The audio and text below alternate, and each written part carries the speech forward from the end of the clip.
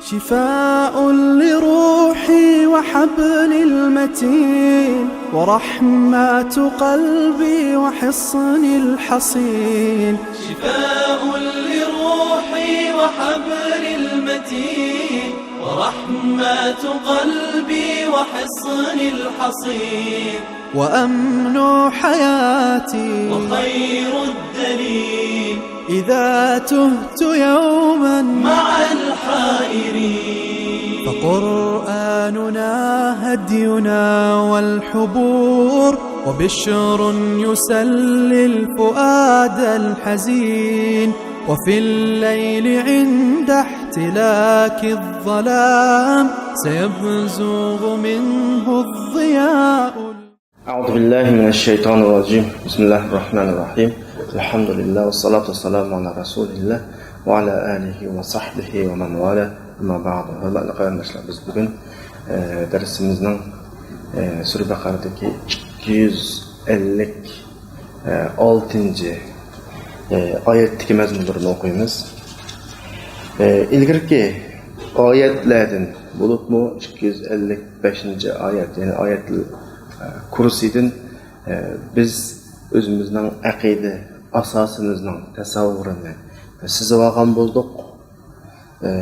Biz itiqad qılıvatqan, biz əgişivatqan ilahның qandaq ilah ikənligini təsavvurunu biz qına qılğan bolduq, sizğan bolduq. Yəni biz itiqad qılıvatqanı Allah la ilahe illa huve el-hayy el-qayyum la ta'khudhuhu sinatun ve la nawm lahu ma fis-semawati ve ma fil-ard. من ذا الذي يشفع عنده إلا بإذنه يعلم ما بين أيديهم وما خلفهم ولا يحيطون بشيء من علمه إلا بما شاء وسع كرسيه السماوات والأرض ولا يؤوده حفظهما وهو العلي العظيم. Ayet başlanğan noktadan tartib ahırıqca Allah subhanahu wa ta'ala'nın ki güç kudreti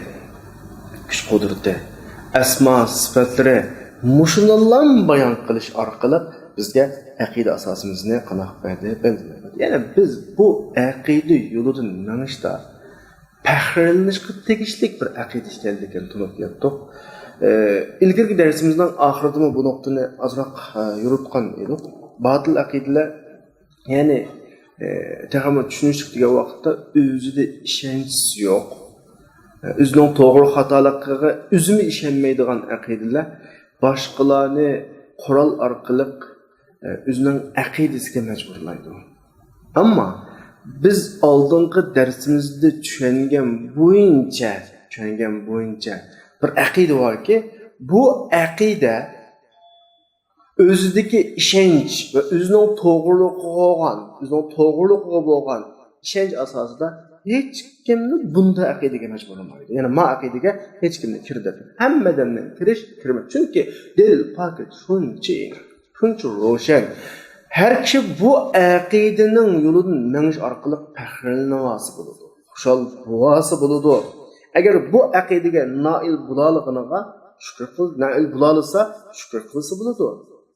Bu meseleni keyingi ayetlerini bugünkü okumakta olan 256. ayette Allah subhanahu wa ta'ala bizga la ikraha fid-din qad tabayyana ar-rushd min al-ghay faman yakfur bit-taghut ve yu'min billah faqad istamsaka bil-urwatil wusqa lan fisama laha wallahu samiun alim degan oyat orqali bayon qildi. Yani avval qisqa bir tarjima qilsak, dinda majburlash yo'q. Chunki to'g'ri, xato aniq ayrilib oldu. Nimaning to'g'ri ekanligi, nimaning xato ekanligi o'rtada. Kim xolisa tağutlarga, yani kimki tağutlarga inkar qilib, tağutlarga kafir bo'lib, Allohga ishonsa, mustahkam bir tutqun tutgan bo'ladi, teyilmay mağdı bu yo'lda. Herkes ajrab ketmaydi. Vallahu samiun alim. Allah her narsani anlab ve bilib turuvchi. Yani Allah subhanahu wa ta'ala biz mu'minlarga ve başka bütün insaniyetke şunu cakalaydı bu ayette. Dinde mecburlaş yok. Mecburlaş degen nima? Başqalarının qığısı yo'q, başqalarga yaxshilik yo'q ishlarda başqalarını shu ishni qilish deb majburlash, bu majburlash. Ammo biz atrofimizdagi og'rib qolgan bolalarimizni dori ichishga majburlashimiz masalan. Bu ustoz bo'lish sifati bilan o'quvchilarni ba'zi darslarni takrorlashga majburlash masalan. Muzokara qilishga majburlash, bu majburlash emas. Ammo mayadagi majburlash, ya'ni sog'lom aqida mantiqisida hech yaxshilik olmagan, sog'lom aql mantiqisida turib qarasa, o'zi hech yaxshilik ko'maydigan bir ishqa. Mayli buyrug'uchimi, majburlovchimi, yoki qarshi tarafni ikkilasi yaxshilik ba'da qilmaydigan ishqa boshqalarni majburlash, bu ikroh bo'ladi. Ya'ni bu oyatdagi la ikroha fid din deganning ma'nosi shuki, Allah bütün mahluqotlarning xoliqi turib, hech kimni hech qanday aqida, hech qanday yo'l, hech qanday dinga majbur qilmadi.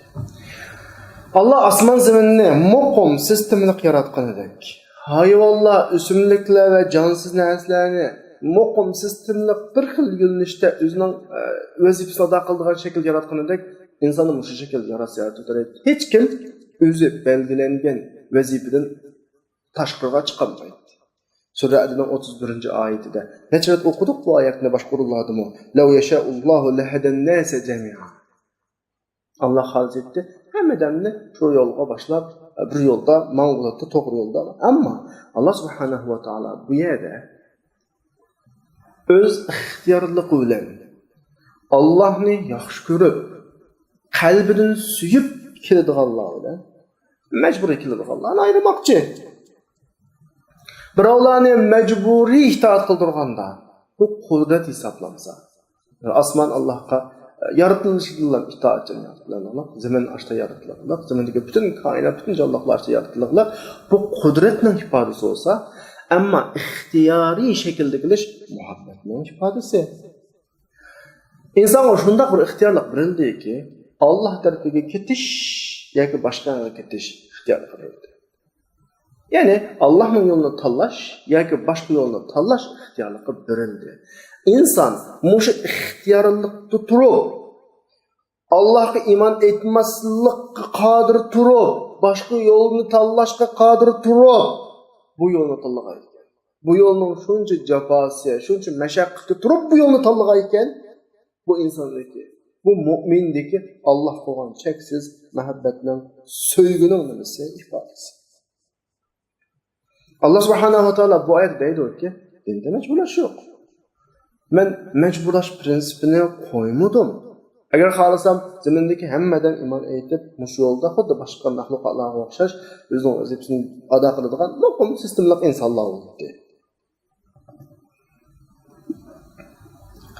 Endi Allah avatgan payg'ambarlarning ifodasi bu mecburluqmi, emasmi?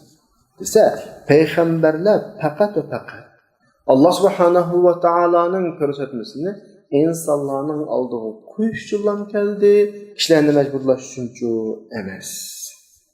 Allah subhanahu wa ta'ala butun xalqini muxtorin yaratdi, ya'ni o'z ixtiyori bilan yo'l tanlaydigan qilib yaratdi. Agar uni majbur qildigan shu qas payg'ambar avatib o'tmaydi, Qur'on tushib o'tmaydi, yaratishlar yaratsa bo'ldi uni. Boshqa sura Yunusning 99-oyatida "Va law sha'a robbuka لآمن من في الأرض كلهم جميعا." Allah agar Rabbon xolis etdi, zimindagi hammadan mu'min bo'lib ketdi. Afa anta tukrihun nas hatta yakunu mu'min. Endi sen majburlansa acaba? Demak, hatto payg'ambarning majburlash haqqi yo'q. Allah xoliq sifatida majburlanadi, undan boshqa hech kimning majburlash haqqi yo'q. Chunki Allah kishilarning muhabbatini xohlaydi, sevgisini xohlaydi, majburiy holatini emas. Payg'ambarlarning vazifasi faqat Allohdan yetkazish. Çünkü diginimizde yukarıdaki ayetini izohlab kelayotganimizda Allah o'zining xalqininki bu dinda majburiy qilishni aslo va aslo xohlamaydi. Qanaqdir payg'ambarlarning yetkazgani majburlash emas. Endi o'sha yerda bir masala chiqadi qarindoshlar. Bir din dushmanlari yoki atrofdagi ba'zi kishilar bir masalani ko'tarib chiqadi o'rtaga. Mesela biz bir Müslümanların namaz oku deyimiz, zakat ver deyimiz, rozu tut deyimiz. desek bular dinde mecburlaş yok deb muşu ayetini delil qilishib o'zining erkinlik ekanligini ifodalaydi. Bu yerda bir masala bor. Dinga mecburlash masalasi, dinning ahkomlariga mecburlash masalasi. Buni texmo aniq tushundirish uchun bir misol olaylik.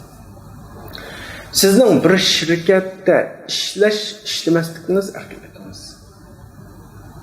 Xohlasangiz shirkatda ishlasangiz bo'ldi, xohlamasangiz boshqa ish qilsangiz bo'ldi. Ammo shirkatda ishlayman deb to'xtamga qo'l qo'ygan kunisdan tortib shirkatning talablariga, shartlariga, sizga qo'ygan vazifalarga ko'nishingiz kerak.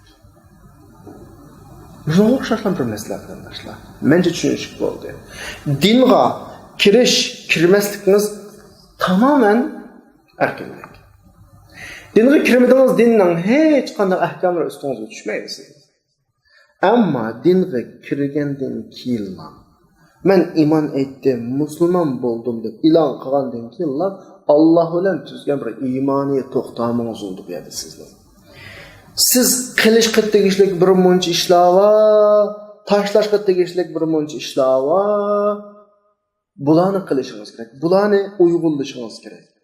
Sizning iymon aytmasligingiz erkinlik. Ammo aytib bo'lgandan keyin iymonning talabini o'rinlash mas'uliyati sizning ustingizga tushadi. Iymon aytmasda haraqishsin. Iymon aytmasda qilmang. Iymon aytmasda yana bir ishlarni qiling. Siz erkinsiz. Ammo iymon aytdingizmi? Siz bir to'xtamga kirgan bo'ldingiz, u vaqtida qilsangiz, namoz o'qimasangiz, Allohning belgilangan, Alloh belgilab bergan had hududlardan o'tib ketgan bo'lasiz. Şoňaşqa islom bu erkinlikninki, iymon aytish, iymon aytmaslik erkinliginiki, kapolatga ega qilinishi, majburlanish bo'lib qolmasligi uchun inson tug'ilib balog'at yoshiga yetib aqli sog'lom bir inson bo'lguncha islomni ustiga tanlaydi. Shu vaqtda hech ish qilmaydi u. Kichik vaqtda namoz o'qimaydi, zakat bermaydi, yana bir ishni qilmaydi. Uni musulmon emasmi, uni surishti qilinmaydi. Illaki aqli sog'lom bir holatga yetib bo'lgandan keyin, aqli pishib yetilib bo'lgandan keyin shu vaqtda o'g'li tanlash bo'ldi. Ya iymon aytadi, ya iymonning sirtida yashaydi. Iymon aytdim deb bu yo'lni tanlagan hamon bu yo'lning vazifa mas'uliyatlari va bu mas'uliyatlarni qilish majbur. Chunki o kirishmaslikka ixtiyor, ammo kirib bo'lgandan keyin buning talabini qana qilishga uyg'unlash kerak. Yana bir misol olsak, masalan, baytni shirkatlar misolini oldik. Ana bir to'y qilish masalasida aqliy nuqtadan o'ylab baxsaqmi, bir odamning to'y qilish, qilmaslik erkinligi bor. Hayotda bo'ytoq o'tib ketsa bo'ladi, to'y qilmaydi. Ammo to'y qilgandan keyin bunun şu ayolning mas'uliyati ustiga tushadi, şu oilaning mas'uliyati ustiga tushadi, şu oilada bor bo'lgan kichik bolalarning hammasining mas'uliyati bu dadning ustiga tushadi. Bu odam yo'q, men erkindim.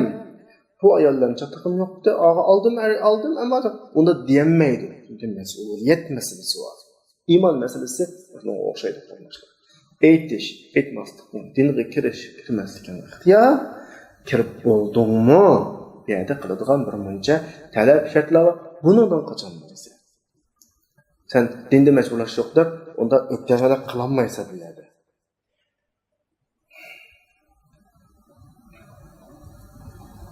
Dal Qur'oni Karimninki bu masalani aqida izohotidan keyin ochiq oshkor holatda dinda majburlash yo'q deb e'lon qilib o'tishi.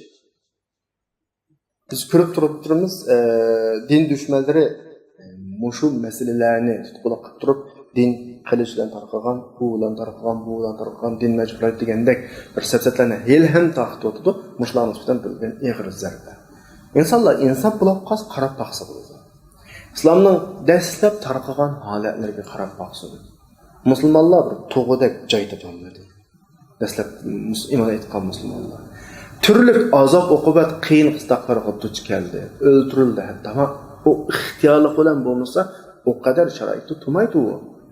hech kim islomga majburlanib kirib turib, majburlanib kirgan islomda o qadar azob chekishni xohlamaydi.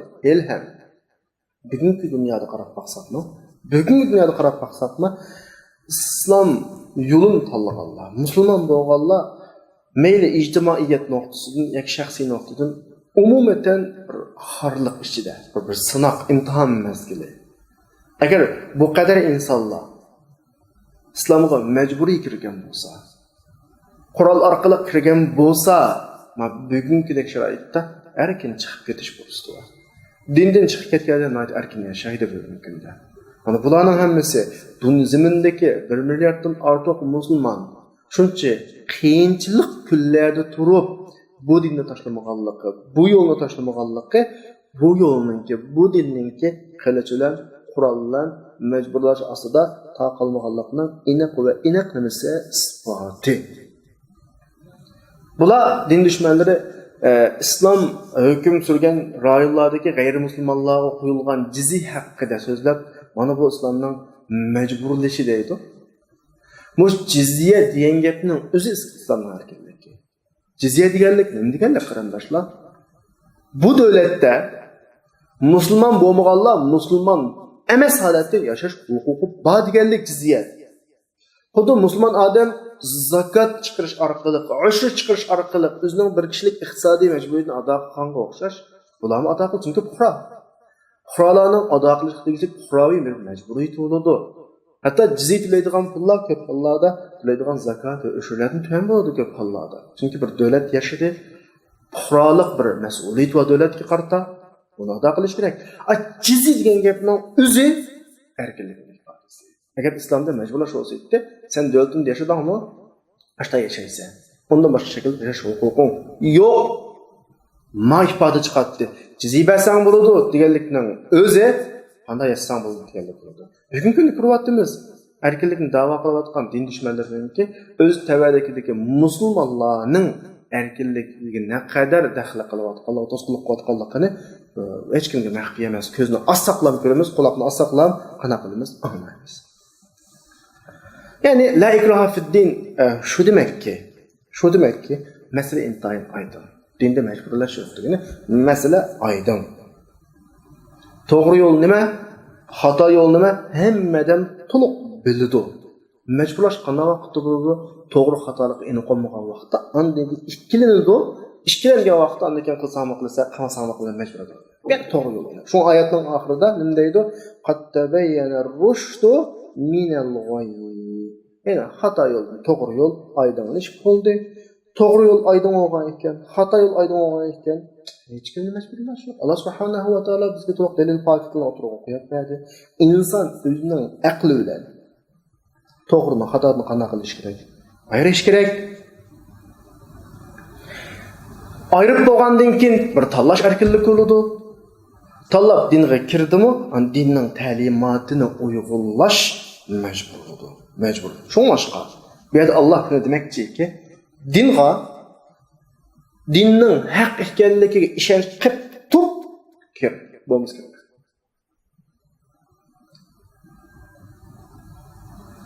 Chunki sen dinga kirib bo'lgandan keyin dinning nurg'un ahkomlari va san qilib tegildi. Sening ishonching tam bo'lmagan vaqtida ahkomlar sana yaqin keladi. Dinning ahkomlari kimga yaqin keladi bilamizmi? Dinning haq ekanligiga ishonch azog'an kishilarga yaqin keladi. Din buni da'vatadi, Qur'on buni da'vatadi.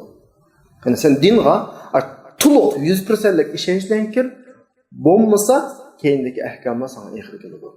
Masala intayin aydin, o'ylan, aqlingni ishlat, kir desangmi ixtiyor, kirmayman desangmi nima ixtiyor.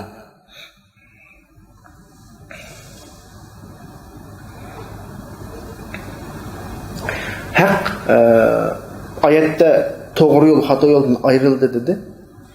Bu mesele Sure Araf'taki 146. ayette ma'lum şekilde tillangan. Sa'asrifu an ayatillaziina yetekabbaruna fil ardi bighayri al-haq. Ziminde haqsiz çoğunçılık kıldığın kişilerden ben delil fakirlerini qana qilma, to'sib olma. Allah subhanahu va taolo ularga u yaxshilikdan mahrum qo'ydi, yo'g'onchilik qilganlarni, takabburlik qilganlarni. Ular bütün delil fakirlerini ko'rsimi, to'g'ri yo'lni ko'rsimi, mangmaydi. Xato yo'lni ko'rsatib olmaydi. Bu ularning naq pak delillarni inkor qilganlik sababli ularni muqobil deydi. Çünki qalbi to'g'rilikdan chiqib ketgan odam to'g'ri narsani to'g'ri ko'rolmaydi. Yani Allah subhanahu va taolo bu oyat orqali bizga shuni o'rgatyaptiki, yo'g'onchilik qildiganlar, o'zini cho'ng tutadiganlar, haq oldida bo'yin egmaydiganlar asla qanchalik ro'shan dalil ta'kidlab kelsin, buni qana qilmaydi, ko'rolmaydi. To'g'ri yo'lni ko'rib turib, buni qana qilmaydi. Mangmaydi. Xato yo'lni ko'rsa, chunki bular haqiqatni inkor qilib, haqiqatni g'afil qildigan kishilar. Endi oyatga qatabayyana rushdu minal g'ay, to'g'ri yo'l, xato yo'l aydınlaştı, uçuklaştı degandeki g'ay xato yo'lda tarjima qildik. Asli lug'at ma'nosi bir odam bir yo'lda ketaverib, o'zi bilib bilmay yo'ldan chiqib ketib qolsa, uning bo'ladi g'ay bo'ladi. Rushd degani mangan yo'lining aniq dalil faktlardan belgileri ile mesela bir shaharga mangsa yo'lning taraflarida belgi bo'ladi.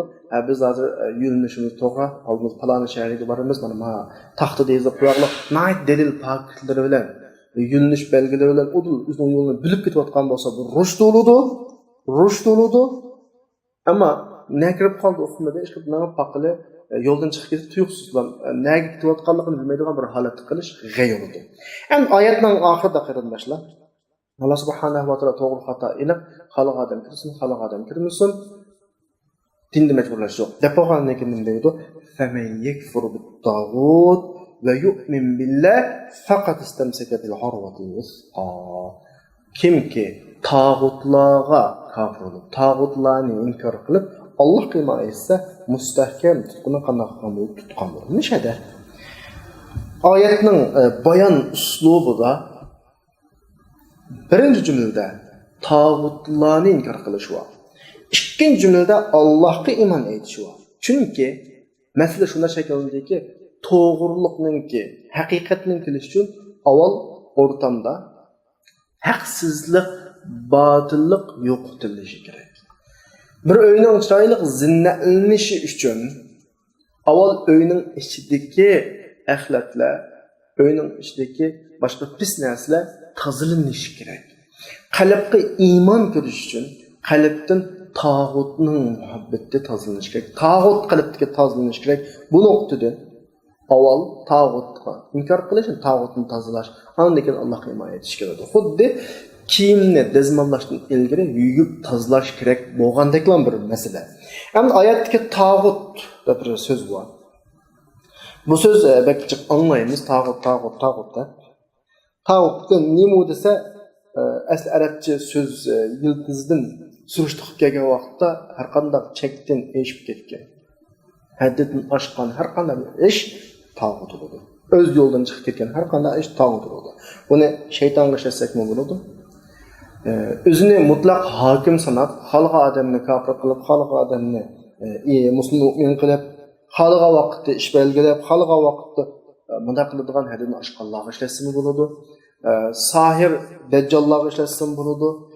Din nomida hammani men kontrol qilsam bo'ladi deb dinning nomida haqni nohaqqa olashayotganlarga ishlasimi bo'ladi. Ularning hammasi tağut. Ya'ni tağut din ölümalarının işlem buludu, hakimlarının işlem buludu. Şıkırdık, haddin eşip ketken neresinden hemmesi bu tağut. Tehimo, yeni bir iniqraq izah bergen vaqtimizda, tağut, sen qadam boysunsan, qadam boynuna mingini, bir qadam boysundun, sana zulümni bir qadam arttırgını, sen bir gapini anlasan, ikinci gap bilan sening ustingdan bosqinning hammasi tağut. Tağut ne söz uqrabda. Yani Fir'avnni tağut sifatlash orqali nima deydi? Fastakhaffa qawmahu fa ata'uhu. Fir'avn qavmini döt hisoblab, kalva hisoblab, ashta ustiga ati verdi, alda verdi, gölla verdi. Ma insonlar shunga qana qildi, itoat qildi. İnanın kanun qavman fasıqın. Həmmisi fasıq insanlar iddiadır. Tağutның meselesi şu. Seni dötçağılap üstünge minutu, sen hədəb qoşup mağasa, bunun üstü tağut. Bu her katlamda var. Muayyen bir katlamı xas emas. Hakimler, siyasi teşkilatlar, din adamları, həmmi sahədə var. Çünkü dinnin bir yolu var qarındaşlar. Bir həd hududu var. Kim bolsun, hatta dini ölüm alı olsun mu, həd hududun çetmə. Çıkıp ketdi mi? özünü dinda hüküm çıkış sahibi de qarab kaldı mı? Özü halap yol belgilep, halap yolunu takıdı mı? Bunun özü dini atalığıdan buludu, tağut. Şu tağut Kur'an-ı Kerim'de nurullah insanı yoldan çıkarılan her kandak bir güç tağut. Meyli hakimiyet üstündekiler, siyaset üstündekiler, ya ki dini katlamdakiler ve başka her türlük olsun yukarısı şeytandan tas. Hemisi mi bu? Tağut. Sözü merdi mi? وَالَّذ۪ينَ اجْتَنَبُوا الطَّاغُوتَ اَنْ يَعْبُدُوهَا وَاَنَابُوا اِلَى اللّٰهِ Tağut'a itaat kılıştın neyir turup Allah'a tövbe kaytqallağa bişaret va tebeşşir ibadi bendilerimde bu bişaretin ben degen şekilde tağut bir kıtım kılmakıllıqlar kılgın. Tağutun türü her xil buludu. Hem de ayet ki hemen yakbir bir tağut degeni şu. Bu bir yolva kırındaşlar. Biz muş münasebetler kırındaşlarımızga deydiğimiz Yahudiler ehli kitaplar düşüp ketken en bir xapılık var. Biz muşu xapılıqqa düşüp ketmesligimiz gerek. Yani Müslümanlar dinni Kur'an'dan, hadisden öğreniş gerek. Alimlarning tushuntirişi asosida. Yani Müslümanlar kişilerge emas, şahslarga emas, Kur'an hadisga bağlanish gerek. Bir nokta. Bu deganlikim Kur'an hadisni öz aldığı tushunib olsin deganlik emas. Tekrar ochiq noyat ro'shan deydi. Kur'an hadisni tushuntiradigan Rabbani olimlar bo'ldi. Har qanday bir jamiyatda oz bo'lsin, ko'p bo'lsin. Sen shularning turtkisida Kur'an hadisni tushunsa, bir musulmon bo'lish sifatinglar. Dinni shu bo'yicha aytmangsa, musulmon bo'lish sifatinglar. Atrofdagi mayli din to'niga o'rnab olgan, ilm to'niga o'rnab olgan va kim bo'lsin dinni har xil suiiste'mol qilaman desa, sendagi Kur'an hadisning ruhi bilan to'xta. Deyişin gerek Müslüman bo'lib bo'ladi. Bo'lmasa ahli kitobning hech farqi qolmaydi. Ahli kitoblar kitobni o'qimaydi o'zi. Tavratni o'rganmaydi. Shu vaqtdagi hozir qatorliq bo'yicha mo'llalar deymiz ham, ya'ni shu Yahudining olimlari Tavratni o'zi xohlagancha tushundirsa, tamam, bu shunday degan hisob deb hatto shu darajaga bordiki, dinning ta'limotlari ashuning og'zidan chiqqani shu. Oq desa oq, qora desa qora. Ummet Muhammediyye'de manda iş olmazdı gerek arkadaşlar. Ummet Muhammediyye dinni Kur'an'ın ögünüdü, hadisinin ögünüdü, Rabbani ulemalarının çöndürüşüyle qandaqdır etraftaki oğundun soldun kelgen dini tonuğu ögünüvagan eken. Din namıda özünün xahişini amelga aşırmakçı olgan, dinni suiiste'mol qilib özünün meyli bir devlet hakimler olup qalsa, devleti iste'mol qilmakçı olsa, yoki boshqa har qandaq bir siyasi teşkilatlar veya o yoki bu dünyadaki maqsad yetmekçi olan her qandaq gruplar din namıdan maqsad yetmen desa, bununla bir Müslüman, başkasını demeyim, bir Müslüman bulursa bilen ya Kur'an'a uygun, hadis'e uygun, ya uygun emas, bununla yap diyen iş gerek.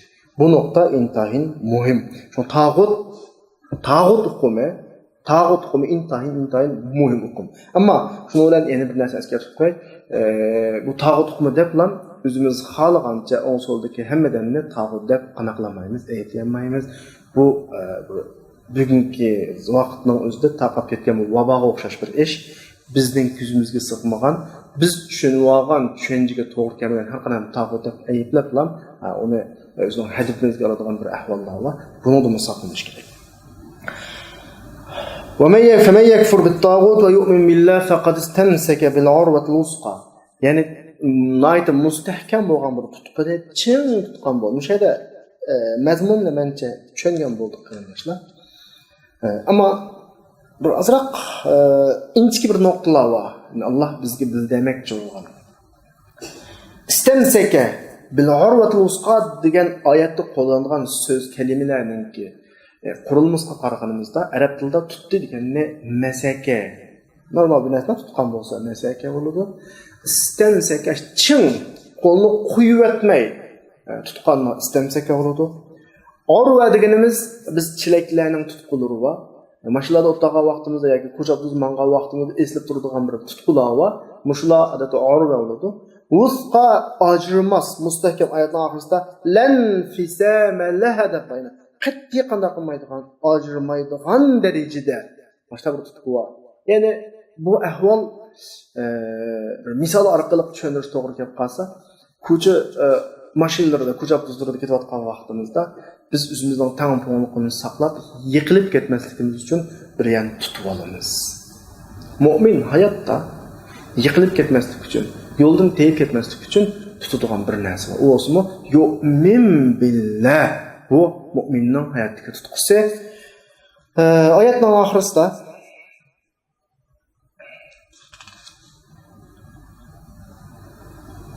faqad istamsaka bil urwatil wusqa lan fisama laha wallahu samiun alim.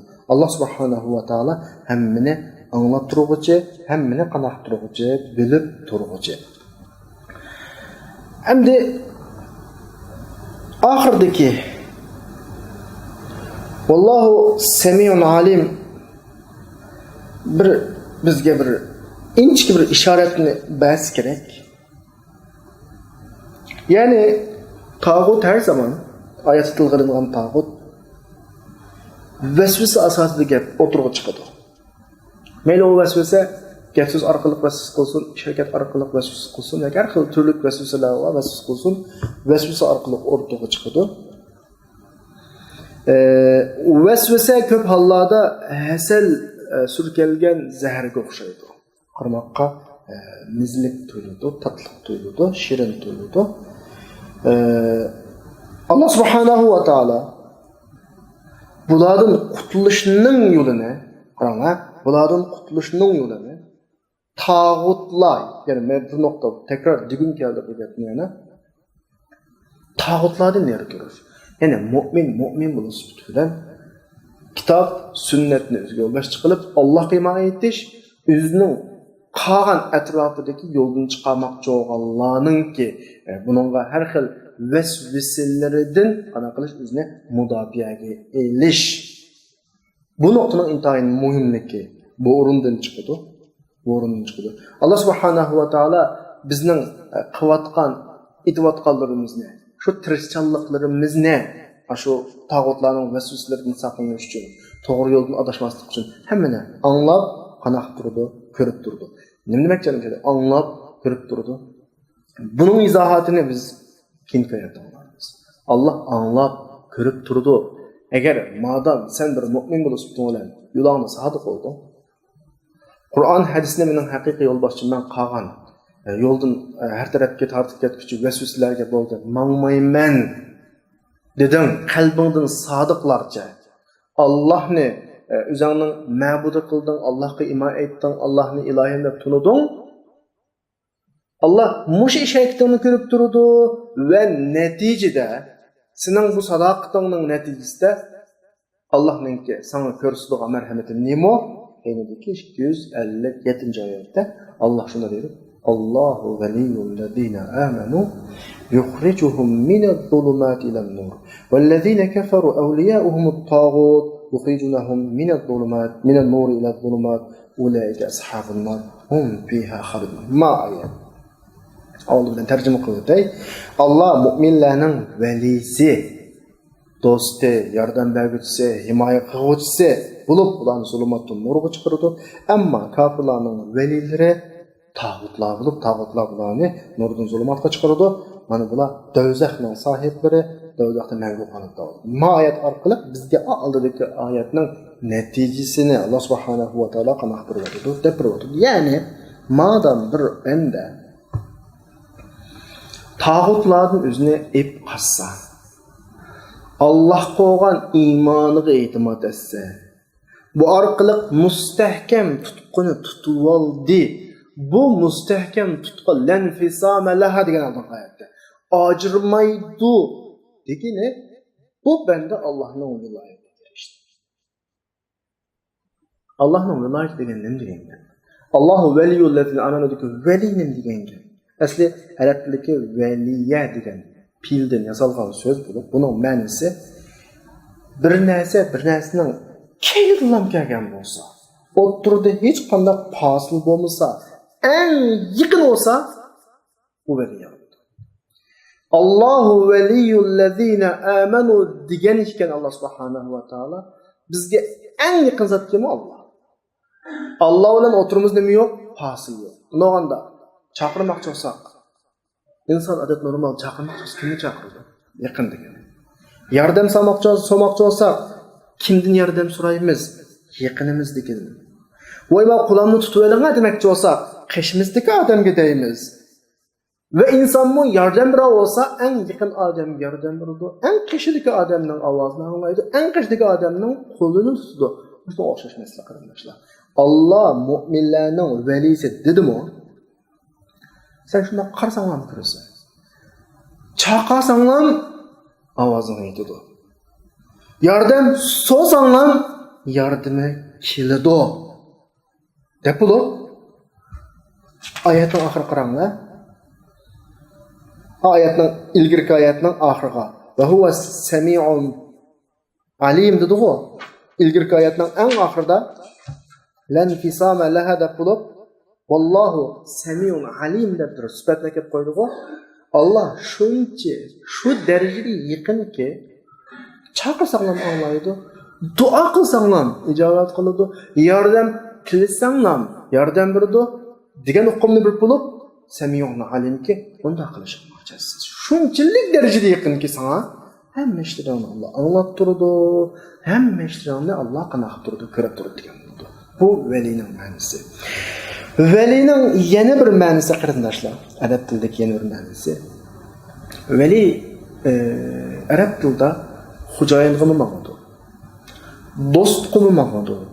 Xizmatkorgami qanaqa qiladi ma'nosi. Demak, bularning hammasi bir-biriga bog'langan bir ma'no. Do'st demak, xo'jayin demak, xizmatkor demak, hammasi nima bo'lsa, birovga shunchalik yaqin bog'langanki, hojatni ato qiladi. Shunga biz Allohu valiyullazina degandek valiyni nima deb tarjima qilamiz qarindoshlar? Allah yordam beruvchi, Allah ularni yaxshi ko'ruvchi, duolarini ijobat qiluvchi, yordam beruvchi mushakilda tarjima qilamiz. Chunki buning ma'nosi shu. Yuqorida biz degandek, birisi yaqin ma'nosi bor. O'tirdi hech qanday bir tardi yo'q, fasli yo'q holatda yaqin. Yana birisi xo'jayin ma'nosi bor. Allah bizning xo'jayinimiz. Allah her işimizni qilib turadi. Allah bizning do'stimiz. Bu shaklda ya'ni. Allohu valiyullazina amanu.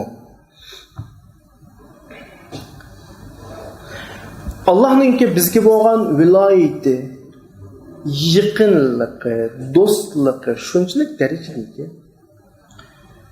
biz iman etmasda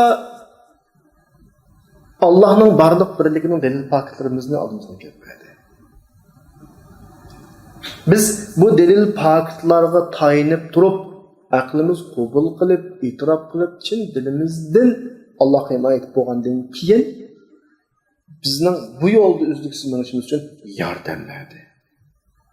Allohning o'ziga valiligi.